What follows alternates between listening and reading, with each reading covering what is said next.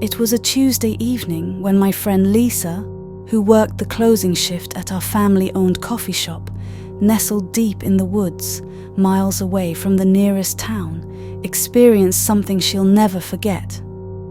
From the entries in her diary and CCTV visuals, I can piece together the horrifying events that unfolded that night. Lisa wrote about how the sun had just dipped below the horizon, casting long shadows across the nearly empty highway.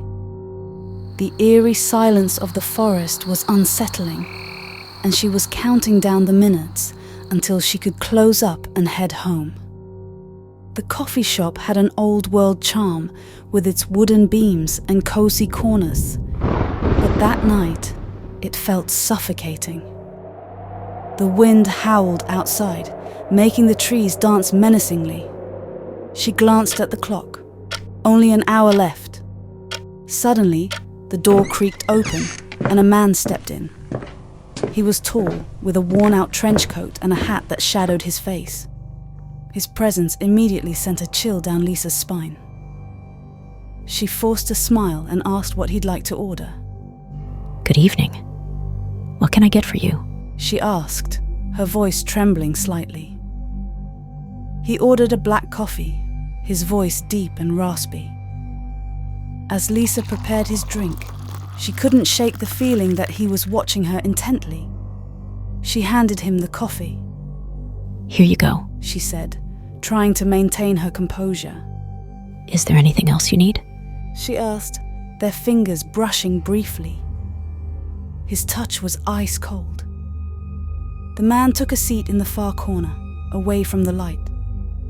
He didn't drink his coffee, just sat there, staring into the dark woods outside. Lisa tried to busy herself with closing tasks, but her eyes kept drifting back to him. The minutes dragged by, each tick of the clock amplifying her unease. Suddenly, the lights flickered and a gust of wind blew through the shop, rattling the windows. Lisa turned to see the man still in his seat, now staring directly at her. Gathering her courage, she walked over to him. She asked, Sir, are you okay? Her voice barely above a whisper. He slowly lifted his head, and for the first time, she saw his face. His eyes were hollow, and his skin looked like it hadn't seen sunlight in years. He whispered something under his breath, words she couldn't quite make out. Leaning in closer, she heard him say, "They're coming for you." Lisa's blood ran cold. Before she could respond, he vanished. One moment he was there. The next, he was gone. Panic set in. She looked around frantically, but there was no sign of him. The door hadn't opened, and there were no footsteps leading away. It was as if he had evaporated into thin air. The shop felt colder, the shadows longer. Lisa grabbed her phone to call for help. Damn it, not now. She cursed, shaking the phone in frustration as there was no signal. The landline was dead too. She was completely isolated, miles away from anyone who could help. Her heart pounded as she heard a faint whispering coming from the woods. She bolted the door and turned off the lights, hoping to hide from whatever was out there. The whispering grew louder, now accompanied by the sound of footsteps crunching on the gravel outside. She peeked through the window, but saw nothing. Suddenly, the whispering stopped, replaced by a deafening silence. Lisa held her breath, listening intently. Then, without warning, the windows shattered and a freezing wind swept through the shop, knocking over chairs and tables. She ducked behind the counter, her heart racing. The cold wind seemed to carry voices, eerie and distant. Lisa heard her name being whispered, softly at first, then louder and more insistent. Who's there? What do you want? She shouted, her voice cracking. It was the same raspy voice of the man from earlier. Gathering all her courage, She stood up and faced the room. The cold had intensified, and a thick fog was seeping in through the broken windows. In the midst of the fog, she saw them, shadowy figures moving slowly towards her. Their eyes glowed with an unnatural light, and their whispers filled her head, making it hard to think. She backed away, but there was nowhere to go.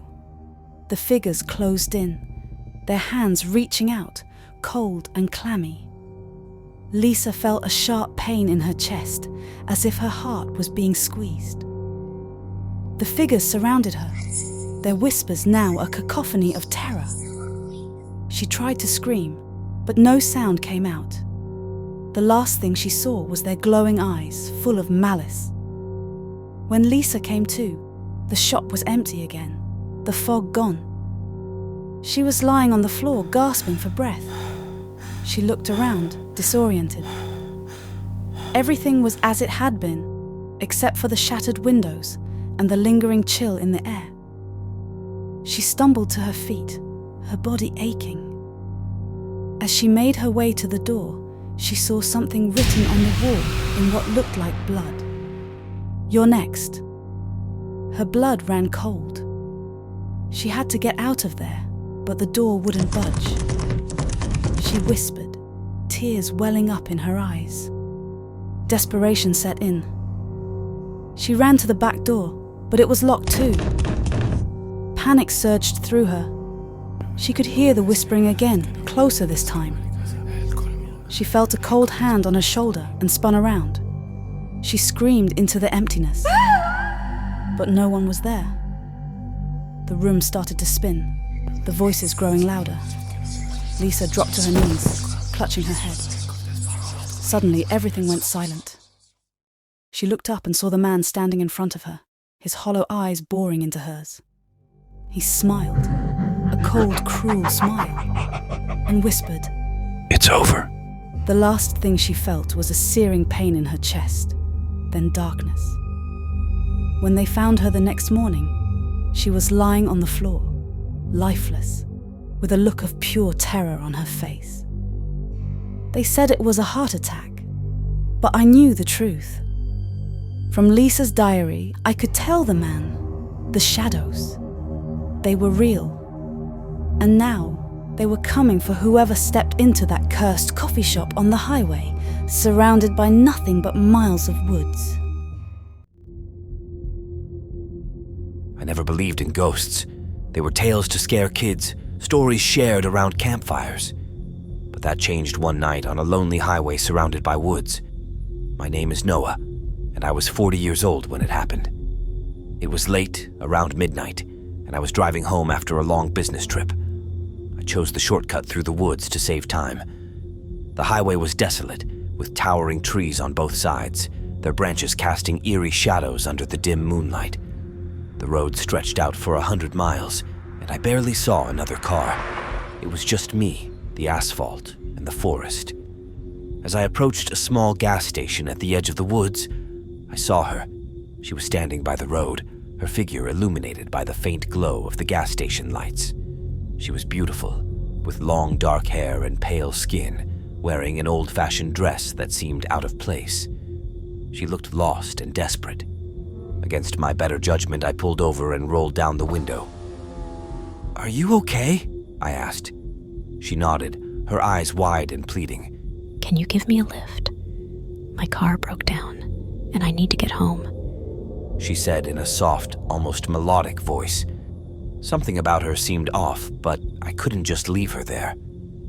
"Sure, hop in," I said. She got in, and as she did, I felt a sudden chill in the air. The temperature seemed to drop, and I could feel goosebumps on my arms. We drove in silence for a while. She didn't say much, just stared out the window. I tried to make small talk, but she only gave vague answers. Her presence was unsettling, but I shrugged it off as my imagination running wild. Halfway through the woods, the car started acting up. The engine sputtered and the headlights flickered. I pulled over, cursing under my breath. "Great, just what I needed," I muttered. I got out to check under the hood, leaving her inside. The woods were deathly silent, not even a rustle of leaves or a chirp of insects. It was as if the forest was holding its breath, waiting for something to happen. As I fiddled with the engine, I heard a soft humming coming from the car. It was her. She was humming a tune that sent shivers down my spine. It was haunting, almost hypnotic. I glanced back, and for a moment, I thought I saw something else in the car with her, a shadowy figure in the back seat. I blinked, and it was gone. My heart pounded in my chest as I slammed the hood shut and got back in. We continued driving, but the car felt different, almost alive. The air was thick with tension, and I could feel her eyes on me, watching my every move. I tried to focus on the road, but the atmosphere was suffocating. Suddenly, she spoke. Do you believe in ghosts, Noah? Her voice was calm, but it sent a jolt of fear through me. How did she know my name? I hadn't told her. I tried to keep my voice steady. No, I don't. Why? You should. They're real, you know. Very real. She smiled, a cold, eerie smile that chilled me to the bone. Panic set in. I needed to get her out of the car. I mumbled something about needing to stop for a moment and pulled over again. I'm sorry, but I can't take you any further, I said, trying to sound firm. She didn't react at first, just stared at me with those piercing eyes. Then she started laughing, a high-pitched, maniacal laugh that echoed through the woods. I felt my blood run cold. Before I could react, she lunged at me, her face twisted into something monstrous, her eyes black as coal. I fought back, struggling to open the door and escape. I managed to break free and ran into the woods. I could hear her behind me, her footsteps crunching on the leaves, her laughter echoing in the darkness. I didn't dare look back. I ran until I couldn't breathe, my heart pounding in my ears. I found a small clearing and hid behind a tree, hoping she wouldn't find me. The woods were still and silent again, but I could feel her presence. Minutes passed, or maybe hours. It felt like an eternity. I finally gathered the courage to make my way back to the highway. My car was still there, but she was gone. I got in and drove as fast as I could, not stopping until I reached home. When I got home, I locked the doors and checked every room, but the feeling of dread didn't leave me. I couldn't sleep that night, haunted by her face, her laughter. I knew I'd never forget that night. The next morning, I did some research. I found out that several people had disappeared on that stretch of highway over the years, their cars found abandoned in the woods. Some say they saw a woman hitchhiking near the gas station before they vanished. I don't drive that route anymore. I avoid the woods altogether. And every time I see a hitchhiker, I feel a chill down my spine. I can't forget what happened, and I never will. Some say it's just a legend, a story to keep people from picking up strangers. But I know the truth. I met her, and I'll never forget the night I gave a ghost a ride.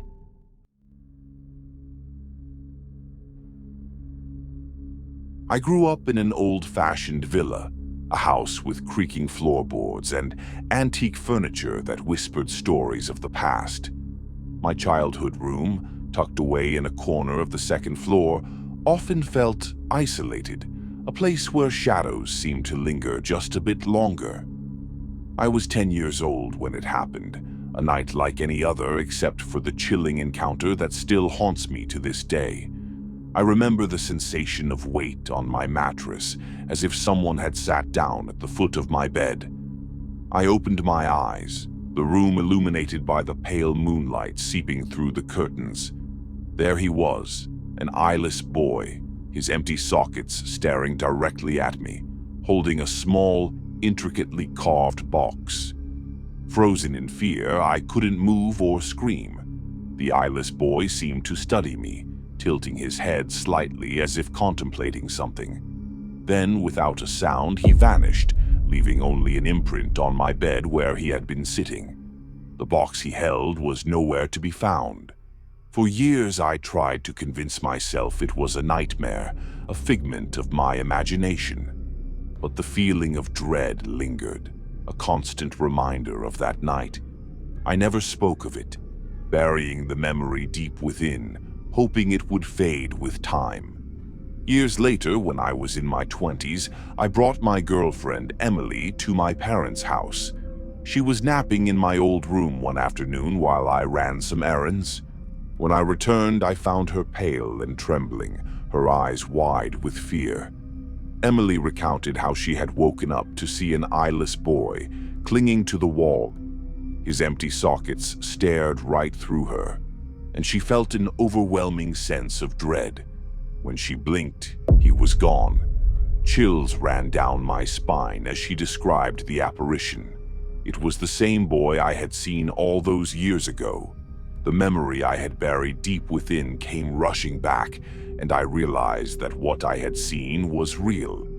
I told Emily about my experience, and we both felt a sense of unease, as if the boy's spirit still lingered in the house. We decided to move out of my parents' place and find a new home, hoping to leave the ghostly encounters behind. Years passed, and Emily and I got married. We had a beautiful daughter, Lily, who was 2 years old. Life seemed to be settling into a comfortable routine. But then, strange things started happening again. We had moved back into my parents' house temporarily while our new home was being renovated. Lily slept in my old room, the very room where I had seen the eyeless boy.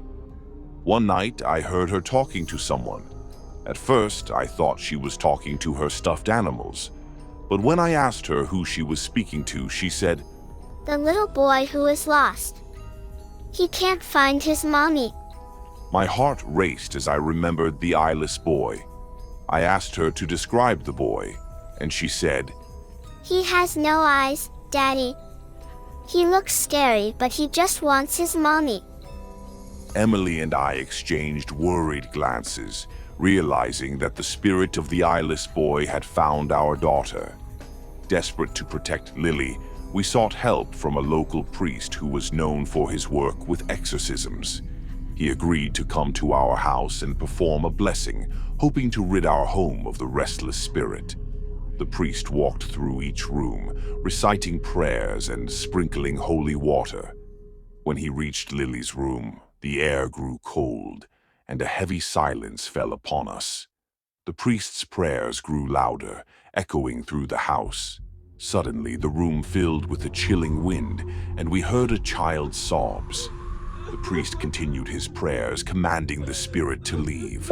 After what felt like an eternity, the sobbing stopped, and the room grew still. The priest assured us that the spirit was gone, but advised us to move out as soon as possible. We packed our belongings and left the house that very night, determined to leave the memories and the ghost behind.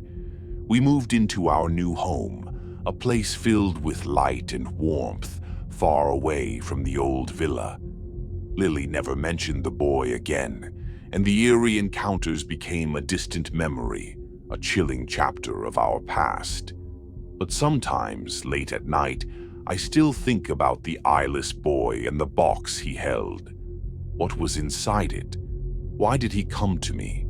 The answers remain a mystery, a haunting reminder that some spirits never truly rest. My name is Jack Thompson, and I'm 45 years old. After losing my previous job, I was desperate for work. That's how I found myself taking a job as a night security guard at the Westbrook Mall. Little did I know my first night would be my last. On my first night, the mall was eerily quiet after closing hours.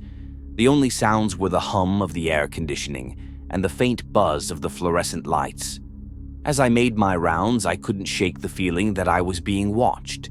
The silence was unnerving, broken only by the occasional creak of the building settling. I tried to keep my mind occupied, thinking about how I'd get used to the quiet soon enough. Around midnight, I heard a strange noise coming from one of the toy stores. It sounded like the giggling of a small child echoing through the empty mall. My heart pounded as I approached the store. The giggling stopped abruptly, and all I could hear was my own breathing. I shone my flashlight into the store but saw nothing unusual. I continued my patrol, trying to convince myself that it was just my imagination. But as the night went on, the noises grew louder and more frequent. I decided to check the CCTV room to see if the cameras had picked up anything unusual. As I reviewed the footage, I saw a small, shadowy figure darting through the hallways. The figure appeared to be a little girl, running and giggling. I watched in disbelief as she seemed to vanish and reappear in different parts of the mall. My hands trembled as I switched between cameras, following her erratic movements. She seemed to be playing some kind of twisted game. I decided to confront whatever was haunting the mall. I left the CCTV room and headed towards where I last saw her. The giggling started again, louder and more menacing. As I walked, the lights flickered, casting eerie shadows that seemed to move on their own. My flashlight barely cut through the darkness. I reached the center of the mall and stopped.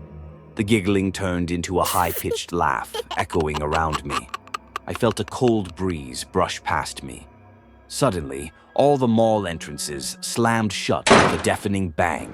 I was trapped. I ran to the doors, but they wouldn't budge. Panic set in as I realized I was locked inside with something unearthly. I heard the child's laughter coming from behind me. I spun around and saw her standing just a few feet away. Her eyes were dark voids, and her smile was twisted and unnatural. I screamed and backed away, stumbling over my own feet. She vanished again, leaving only the echo of her laughter.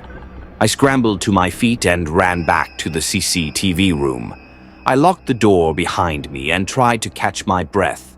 My hands shook uncontrollably. I watched the monitors, hoping to see something that would explain what was happening. The cameras showed nothing but empty hallways. As I sat in the CCTV room, the lights flickered, and I heard faint footsteps approaching. The sound grew louder, like someone running towards the door. The footsteps stopped suddenly, and there was a loud banging on the door. My heart raced as I watched the doorknob twist and turn violently. I backed away from the door, my eyes wide with fear. The banging stopped, but the silence was even more terrifying. I knew she was still out there, waiting. I decided to make a run for it. I burst out of the CCTV room and sprinted down the hallways, the child's laughter echoing all around me. As I ran, I saw store mannequins turning their heads to watch me. Their eyes seemed to follow my every move, making my blood run cold. I tripped over something and fell hard on the floor. When I looked up, I saw the little girl standing over me, her eyes burning with an unnatural light. I scrambled to my feet and ran again, my heart pounding in my chest. I could feel her presence right behind me, getting closer with every step. I finally reached the main entrance and pounded on the glass, screaming for help. The doors remained locked, and I could see my breath fogging up the glass in the cold air. In a last-ditch effort, I ran to the maintenance room, hoping to find another exit. The room was dark and cluttered, with shadows lurking in every corner. As I searched for a way out, I heard a faint humming. I turned and saw the little girl again, standing in the doorway, her smile growing wider. I grabbed a wrench and swung it wildly, hoping to scare her away.